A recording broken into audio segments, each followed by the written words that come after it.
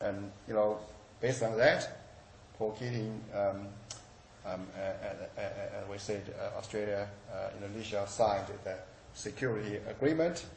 So for that, of course, Paul Keating was for Australia's national interest.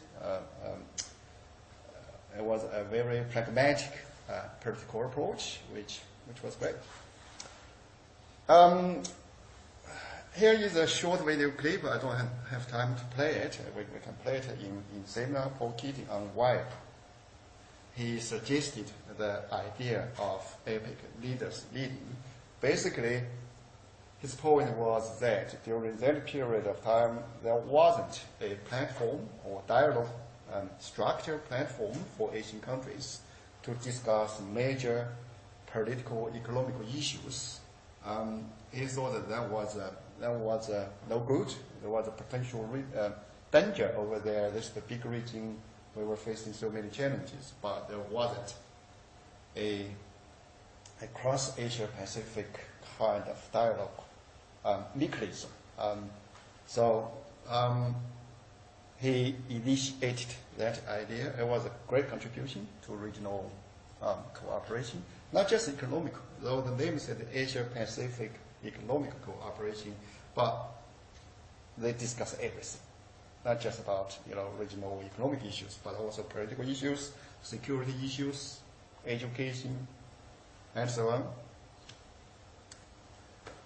Major reasons behind Paul Keating's new Asia policy was proactive, active engagement with Asia.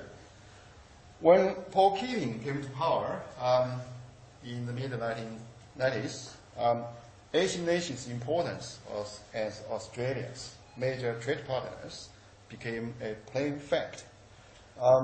So, our major trade partners, they're just here. As I said, historically, we thought, we were culturally, we were a European country.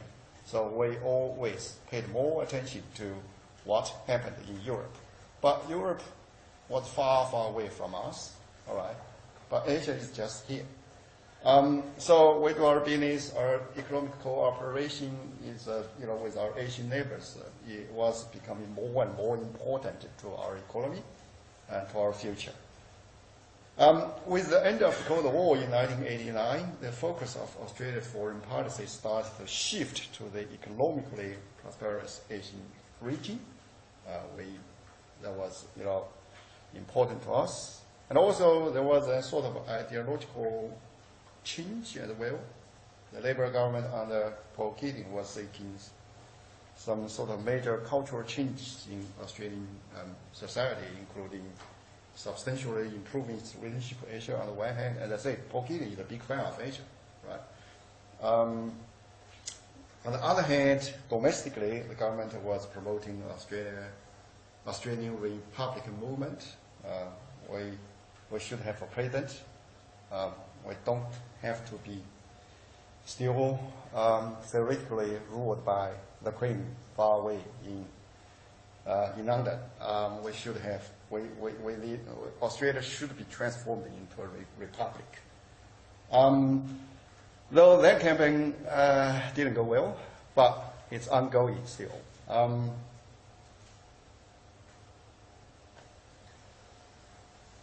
The era of John Howard. John Howard was in power for quite some years, as we said, from 1996 to 2007. Australia's foreign policy during the John Howard era, more or less, sort of went back a little bit from Paul Keating's so-called active engagement with Asia policy because of many reasons. One is September 11 terrorist attacks. When those attacks happened, John Howard was visiting the USA. So he was there physically. Basically, he was witnessing what was happening or what had happened. So he was angry, of course. After that, Bali bombing killed nearly 100 Australian people. Again, of course, John Howard was even more angry, but because this time more Australians, they lost their lives. So because of that, John Howard believed that we need to strengthen our relationship with US and UK in terms of anti-terrorism. And also, it was a kind of, we can say here, backlash against Keating's.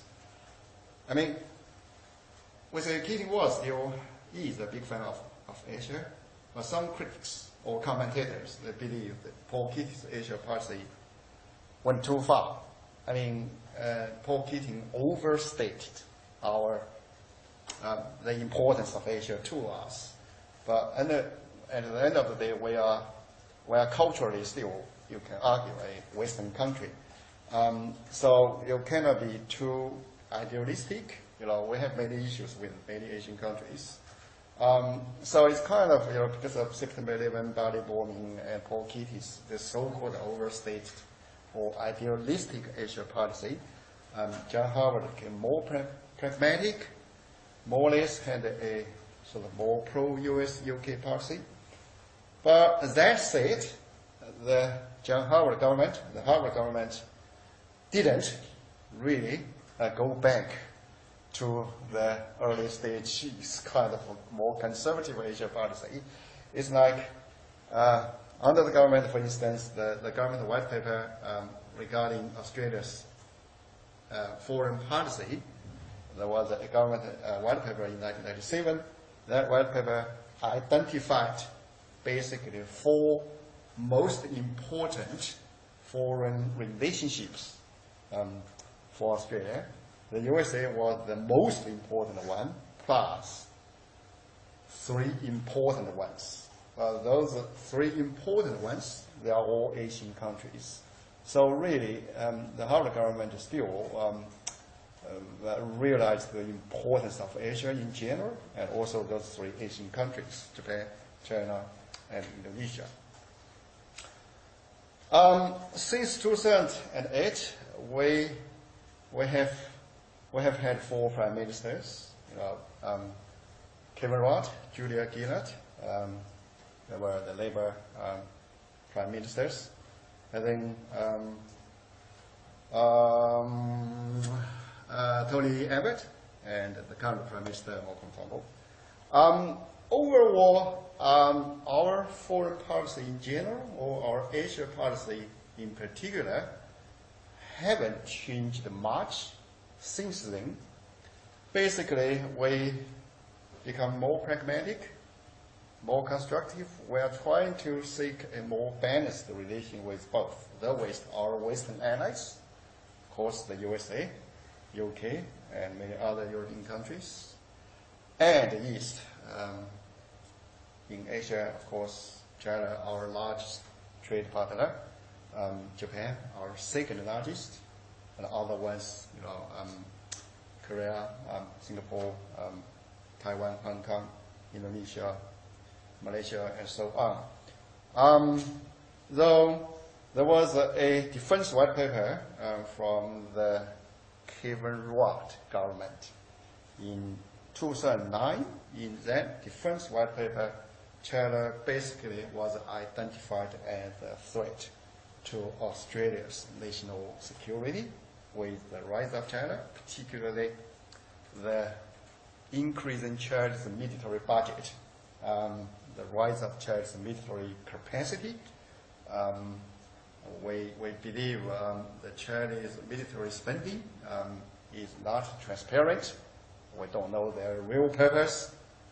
The Chinese government should clarify this, and so on.